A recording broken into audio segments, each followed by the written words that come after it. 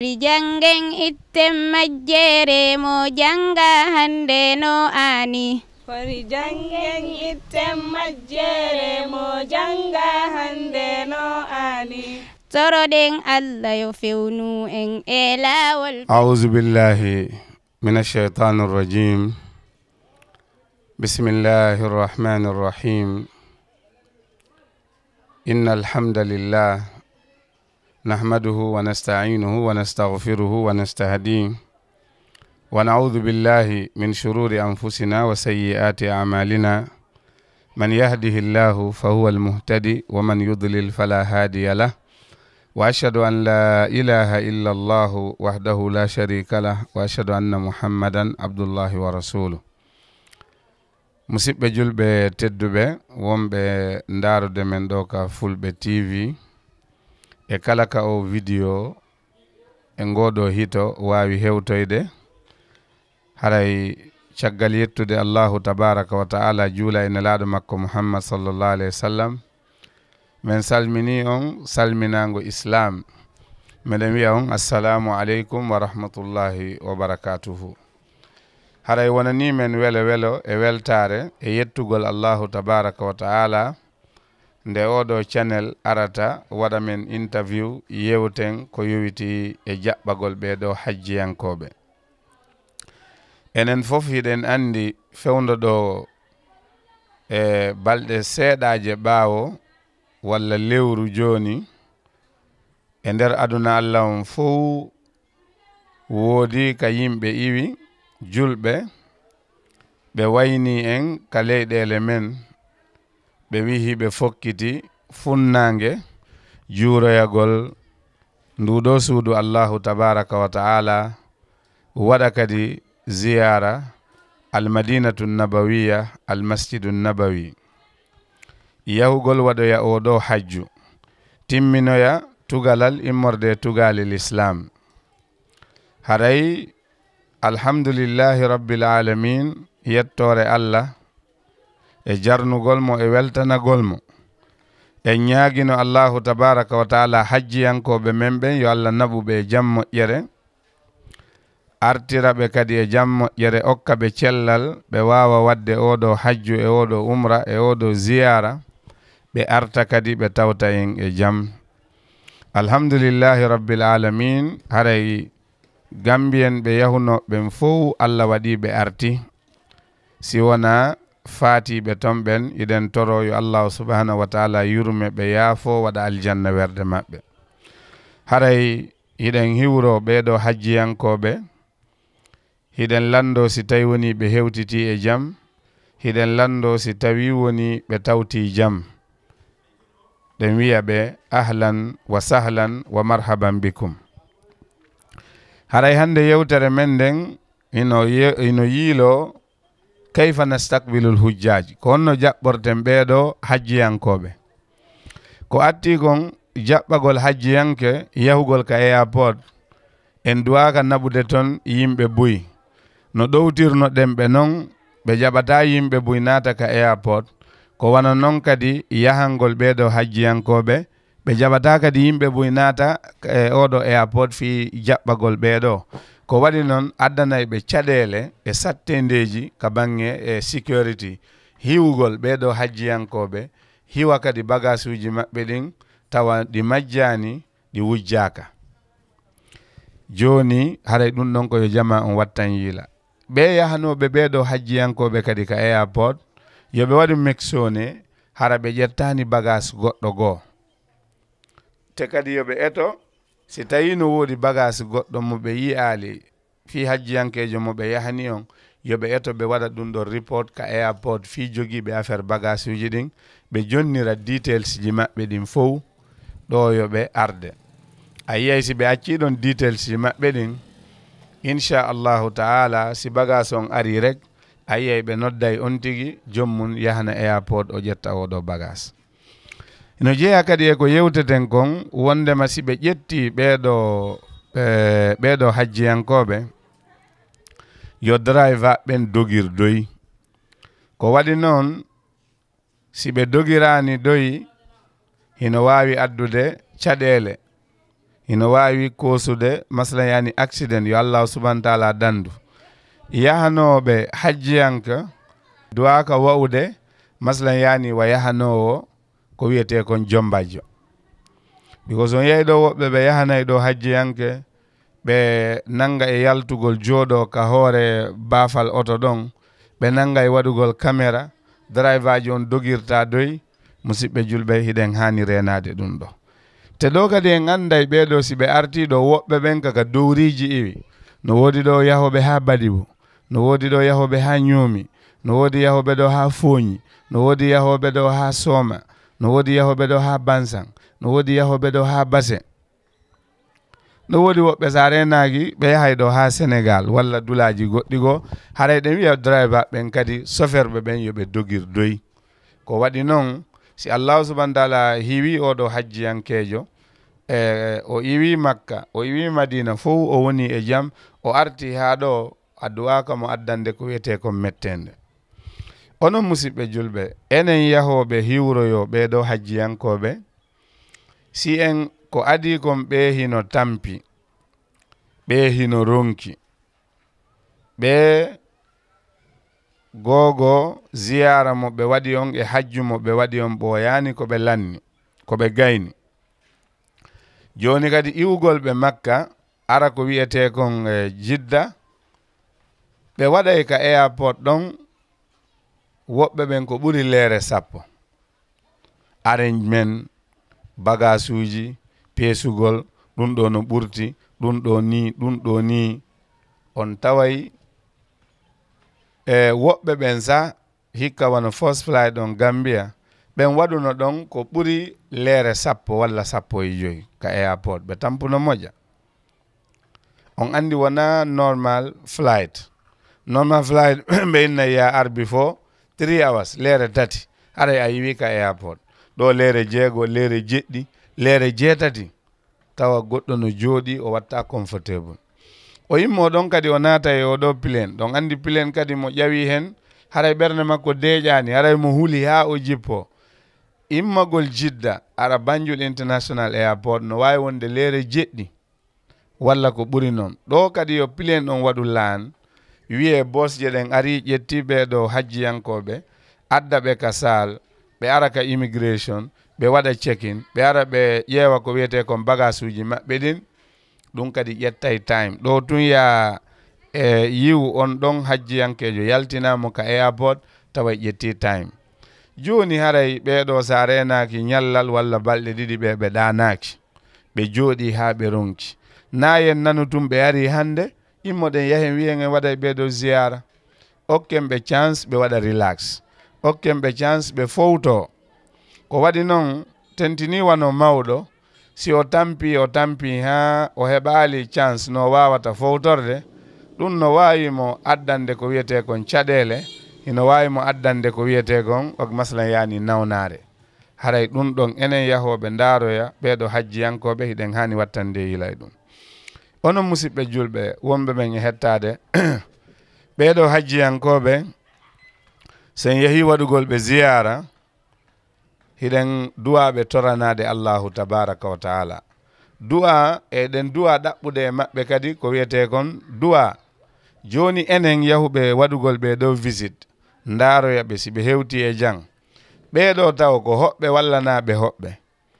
kaɓe arti ɗon wona ɓe hoɓɓe kaka maɓɓe ɓe yiwno ɓe arti ka maɓɓe wona ɓe hoɓɓe kaka ɓe yahuno Makka e Madina kaɓe jeeyaka ton kaɓe meeɗa yahude ton woɓɓe maɓɓe ko ton wiyete ko ɓe hoɓɓe ko ɗum waɗi ko ɓe noddirte ton ko duyufur rahman hoɓɓe Allahu tabaraka wa taala ɓe yahuno notagol noddandu Allah ko ɗum waɗi neɗɗo on so hewti ka miqat no jeeya anniye façon hajju si o annike o wiya labbayk allahumma labbayk labbayk la sharika laka labbayk innal hamda wan ni'mata laka wal mulku la sharika lak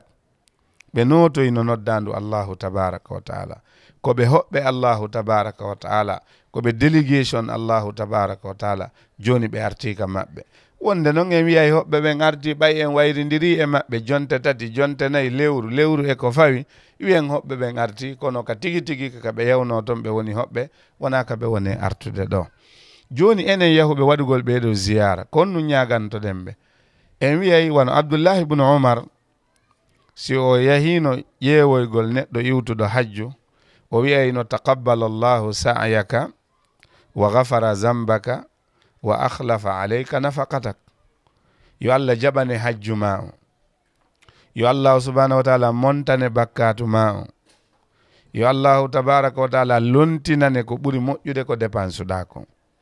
Ɗiɗo duwawuji tati woni ko ñagantoɗen ɓeeɗo hajjiyankoɓe artuɓe. Idan onon fof yo Allah jaɓan on hajju mon on, yo Allah yaafano on bakkatuji mon ɗin, yo Allah lontinan on lontinana fayɓe kala wonɗo sabu ha yahuɗon ko ɓuri moƴƴude ko ɓe dépensi e fi oɗo hajju e oɗo umra. Amin. Enen kadi ɓeeɗo yahuɓe Makka arti ko honno ɓe sifori. Nelaɗo sallallahu alayhi wa sallam ɓe maki man hajja hadha al bayt falam yarfus walam yafsuk raja'a ka yawmi waladatu ummu. Nelaɗo sallallahu alayhi wa sallam ɓe maki kala hajjoyɗo e nduɗo suudu Kaaba, suudu Allahu tabaraka wa taala, o wopani Allahu tabaraka wa taala e nder hajju makko ngun, o ruttoto arta o wa'a wano ñande nene makko jibinnomo o ari aduna. O loota tawi mo laaɓi pos o wonda e tuundi ko ni nguɗo hajju laɓɓiniri ɓeeɗo hajjiyankoɓe ko ɗum waɗi ala hajjiɓe ɓen e ajaratu ɓen. Enen kadi sen yehi no woniri wono woniri ko kamɓe iwi joni Makka, ko kamɓe iwi joni Madina, ko kamɓe gayni hajju joni. Nelaɗo sallallahu alayhi wa sallam wi ɓeeɗo on hiɓe laaɓi wayi wano ñande yumma maɓɓe jibinnoɓe walla leggal si kaakino ton ɗi yoori a nangi leggal ngal a dimbingal kaaki ɗin fof saami junubaji maɓɓe ɗin kadi ko noon woni ko saamirta oɗo hajju, ko noon saaminirta ɗiɗo bakkatuji maɓɓe. Musidɓe julɓe tedduɓe, joni noon goɗɗo si tawi woni ko laaɓuɗo mo yaafana bakkatu hino tañƴina no waɗa yakar oɗo so ñaganike ma Allahu tabaraka wa taala ko Allahu subhanahu wa taala jaɓanama oɗo duwa. Ko ɗum waɗi ara enen kadi en wiyayi ɓe yoɓe torano en Allahu tabaraka wa taala. Enen kadi yo Allahu subhanahu wa taala naɓu en, yo Allahu subhanahu wa taala moƴƴo e men maslan yani aduna e lahara, yo Allahu subhanahu wa taala okkore en moƴƴere aduna kañuma e lahara. Musidɓe julɓe tedduɓe, ɓaawo nde toriɗen ɓeeɗo duwaɓe okki en, enen kadi torani ɗenɓe si tawi woni en heeɓi ndiyan zamzam e juuɗe maɓɓe hiɗen wawi yarude. Wiyen bismillah, allahumma inni as'aluka ilman nafi'an wa rizqan wasi'an wa shifa'an min kulli da. Haray an Allahu tabaraka wa ta'ala miɗo torima ya okkan gandal nafaygal. Miɗo torima an Allahu tabaraka wa ta'ala ya okkan arsike yajuɗo dagiɗo.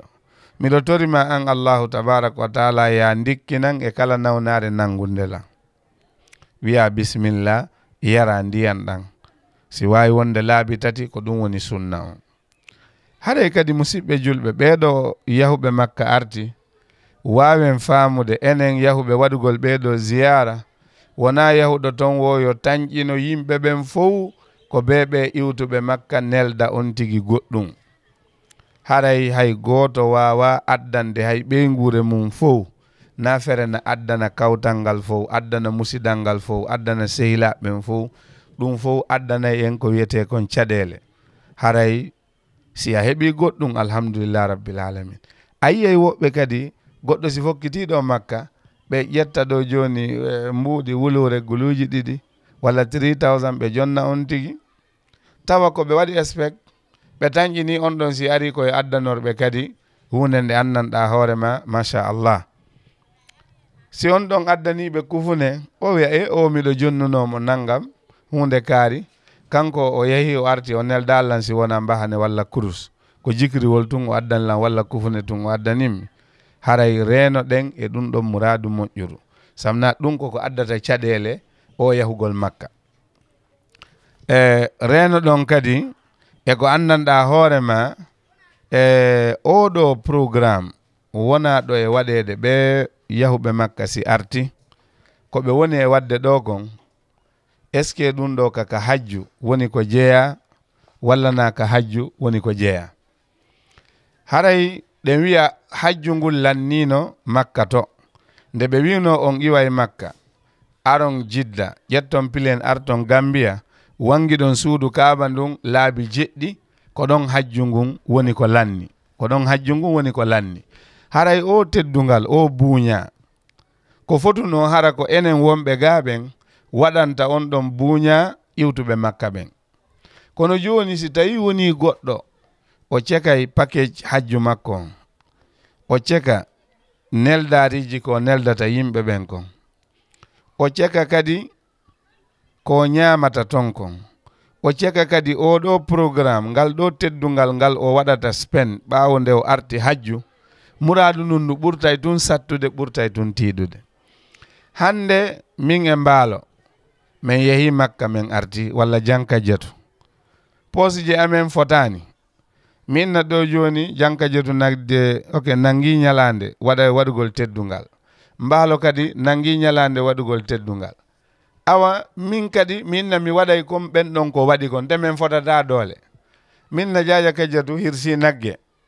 mbaalo kadi hirsi nagge te min ko mi mari ko coggu mbeewa mi yaha min kadi mi ñawloyo nagge min haɗi hoore an e caɗele itta sadaka sakkitora niise itta sadaka watta suuɗade yimɓe ɓen ɗum ɗo haray nafa ala ton fulɓe ɓen wi si a inni ko gorema moori wo a moroto te on fotata sukundu ma ndum ɓoroto waɗu ko wawɗa waɗu ko hattanɗa moɓidirgol o yimɓe ɗo waɗa oɗo programme min naali no harmide min naali no haɗade kono noon jeyaka ka hajju si ustama kadi hino ɓuri moƴƴude ko waɗi noon si en ustali ɗi programme ji ɗo yahay ha e yimɓe ɓen cekoya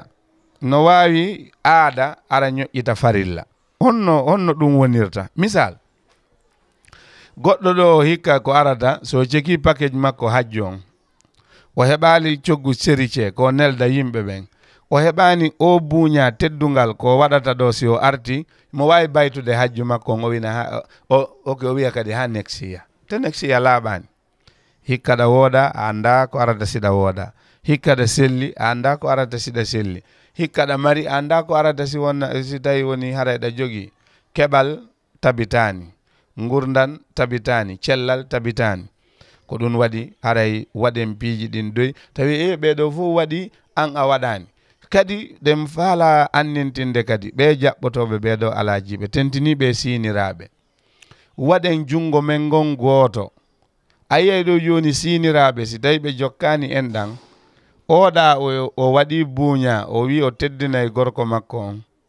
oɗa kadi o ala a yiyay o yahay o tampina mawɓe makko o tampina kotiraɓe makko walla o naata ka o hanano natude because o wiyay oɗo sina am waɗi min kadi ko be mi waɗa teɓe fotani doole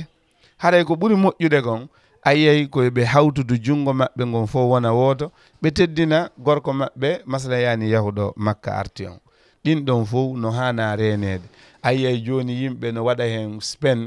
mbuuɗi buy ño'a hen asobiji yiya worɓe rewɓe hino jillodira e yimɓe no manta sa ari ka alajijon walla ajaratujon wona e jaɓɓede ɗon a sikkay ko peera walla ceed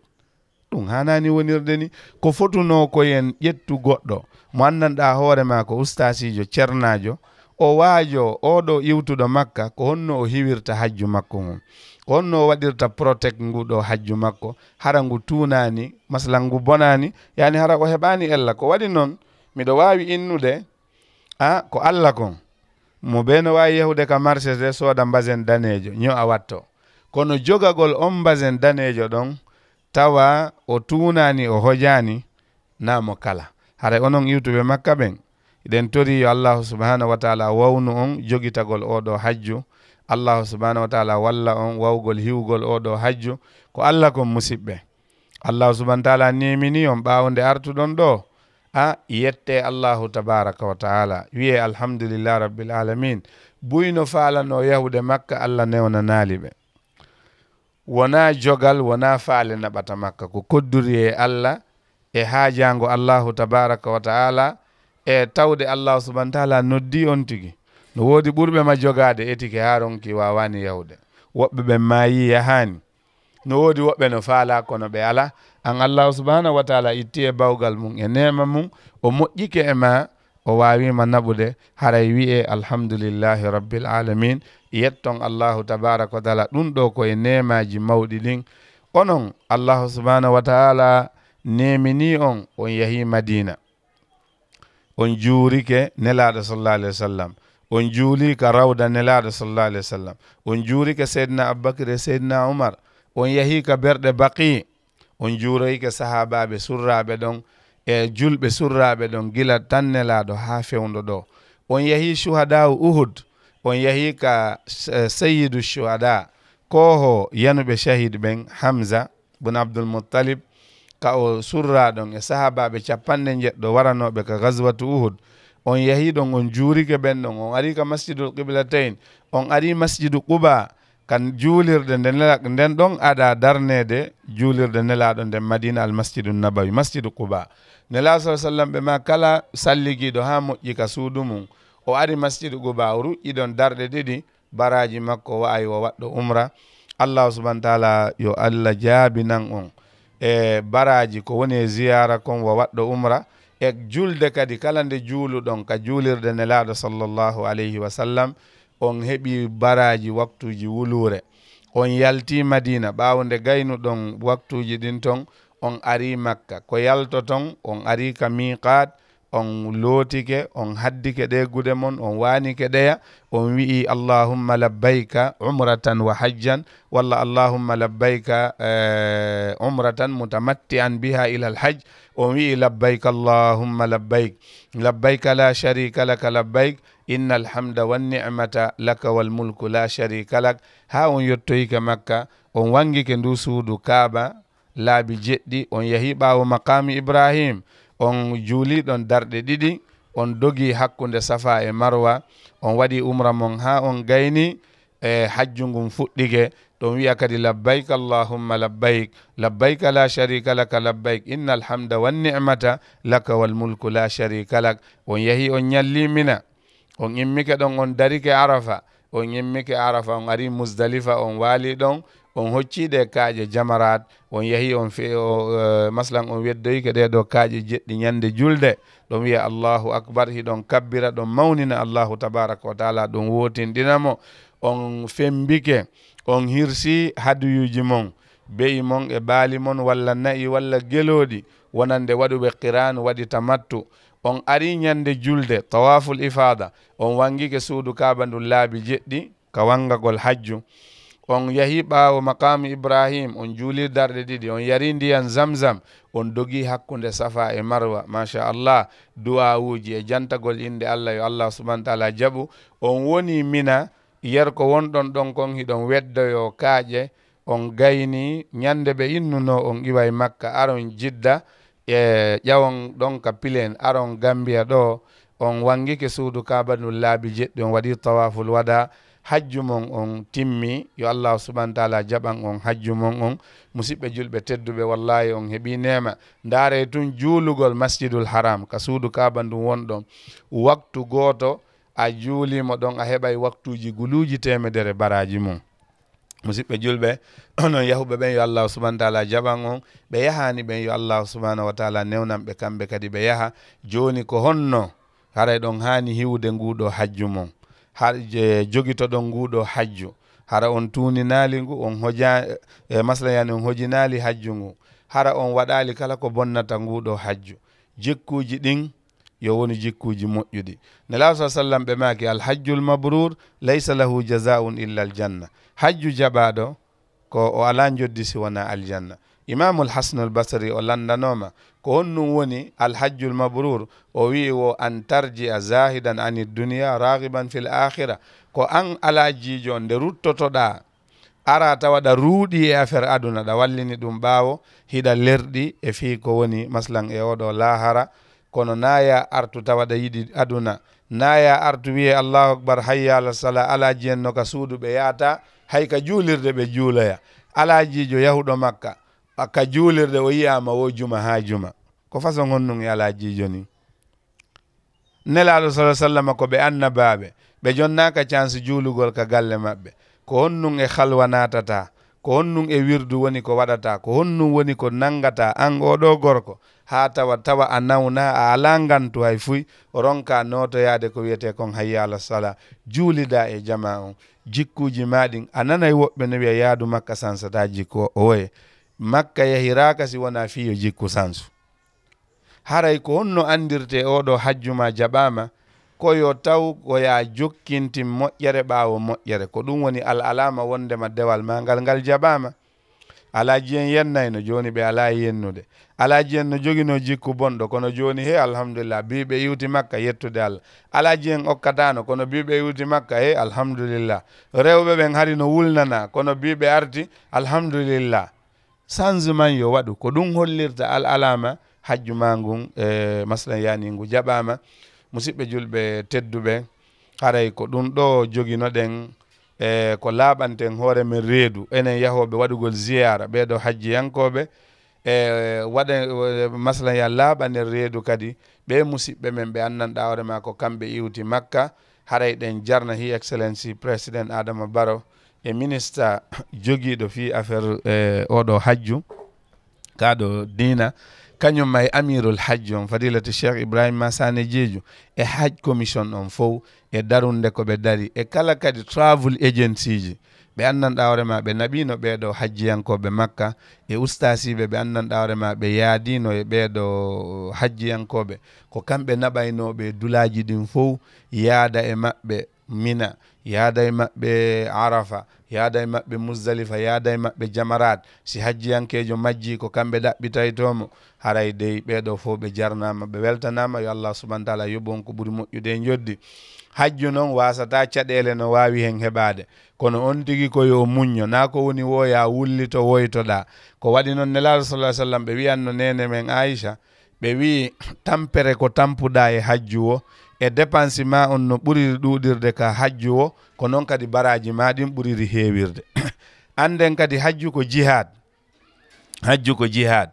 daragol arafa tun Allah subhanahu wa taala mantori on o yafanike on bakkatuji mon ɗin heɓen kadi sikke moƴƴude e Allahu tabaraka wa taala nde nelaɗo makuno on arti on wayi wano yumma mon jibinirno on hiɗon laaɓi hande kadi on jibintinama kesum on udditanama peeji bimana ɗeri rawnuɗi pen ko onon andi ko honno windete ton ɗeri mon ɗin hino rawni ko ɗum waɗi fewndo ɗo ko en dogu yahen hiwroyeɗen ɓe ka lawɗi ɗo torano ɗen ɓe kamɓe kadi ñaago ɗen e maɓɓe ɓe maslan yoɓe waɗan en duwa hajjiyankoɓen ko ɓe addata ɗo ko yonata kon ko duwa tan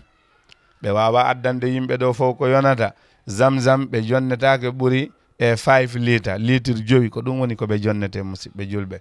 haray wona ni en yettude Allahu tabaraka wa taala ɓe faatiɓe ton kadi yo Allah yurme ɓe yaafo woɓɓe ɓen sa Gambien ɓe ɗiɗo minani faatike ɓen ɗon koko ɓe gayni hajju woni ko ɓe feƴƴini ɗum ɗo kay no jeeya e mande timmugol timmode moƴƴere nelaɗo sallallahu alaihi wa sallam ɓe darodino e gorko goto yawmu arafa gorko on no dari ka mbaɗɗateri makko ndi liɓi mo ha gayni e dande makko nden heeli o maayi nelaɗo sallallahu alayhi wa sallam ɓe maaki lootiremo ndiyan e ndiyan laaɓuɗan e ndiyan jaaɓe ɗum woni sidir on tuma waɗon mo kasange ka coñci makko yani armalji makko coñci makko ihram ɗin ndeya wudere haddetende ndeya wanetende waɗemo ɗon kasange kono ta on waɗemo ko wiyete kon parfen ɗon andi ɗum no jeeya e mahzuratul ihram e si goɗɗo naatani hajju ɗo yo bugoyade kaaƴe ɗen ñande julde haray mo haɗa memugol parfum e ittugol sukunu makko ittugol peɗa e buumugol hoore nden nelaɗo maki wata on buume hoore makko nden ko waɗi noon o immintinoyte yawmal qiyama hara mo wi'a labbayk allahumma labbayk nelaɗo maki yan irsiluhu bima'in wa sidrin wala tuhannituhu ɓe wi kadi ɓe wi kadi yani wala tukhammiru ra'sa fa innahu yub'asu yawma alqiyamati mulabbiya nelaɗo maki lootemo ha o laaɓa waɗoɗon mo kasange coñci makko ihrami ɗin on andi hiɗi rawni wata on woɗɗintinonmo ko wiyete kon parfen lati wata on buumu kadi hoore makko nden ko waɗi noon oɗo o immintinoyte yawmal qiyama himo wi'a labbayk allahumma labbayk labbayk la sharika laka labbayk innal hamda wan ni'mata laka wal mulku la sharika lak ko goonga yahowo makka o ko toroto koyo allah subhanahu wa ta'ala naɓumo e jam artiramo e jam o tawta jam kono woɓɓe ɓen wala tadri nafsum bi ayi ardin tamut haray wonki anda ko honto woni ko allah subhanahu wa ta'ala ƴettitataki musidɓe julɓe tedduɓe no woodi woɓɓe kadi ko ɗum toroto feƴƴinde makka juule makka ɗon ko julɓe guluji jelo julɓe adna allah on fof juula on tigi surroye kadi ka berɗe makka ɗon walla madina ka adna allah on fof arata ñande o ñande hino waɗe ziyara on tigi no torane ɗum no serti e wallinaɗo gaadey